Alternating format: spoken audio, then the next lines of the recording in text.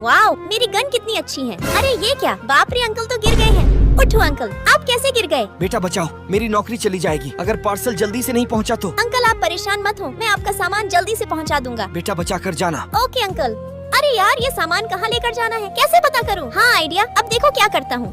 ये क्या है? भिखारी अंकल, ये एड्रेस बता दो। भाग यहाँ से, मुझे भिखारी बोलता है। दादी जी, आपने सामान मंगवाया है क्या? हाँ बेटा, आज मेरा बर्थडे है इसलिए मैंने केक मंगाया है। ओके दादी, अभी देता हूँ। अरे ये तो कुछ और है। क्या हुआ बेटा? दादी शायद मैं दूसरे का सामान ले आया। 0 सेकंड रुको, मैं केक लाता हूँ। चलो, सबसे पहले घर आ गया और ये पैसे भी मिल गए। अब चलता हूँ। अरे बेटा, ये पैसे कहाँ ले जा रहा है? पैसे? मैंने पैसे कहाँ लिए हैं? आखिर ये पैसों का क्या करेगा? इसके पीछे जाकर देखता हूँ। चलो, बेकरी पर तो पहुँच गया। अरे ये यहाँ क्या करने आया है? दादी ये लो आपका केक। बेटा तुम कहाँ चले गए थे? दादी, मैं ये अपने पैसों से लाया हूँ। अरे वाह बेटा, अब तो सभी लाइक करेंगे। हाँ दोस्तों चिंटू के लिए सब्सक्राइब करके कमेंट में हैप्पी बर्थडे दादी जरूर लिखना।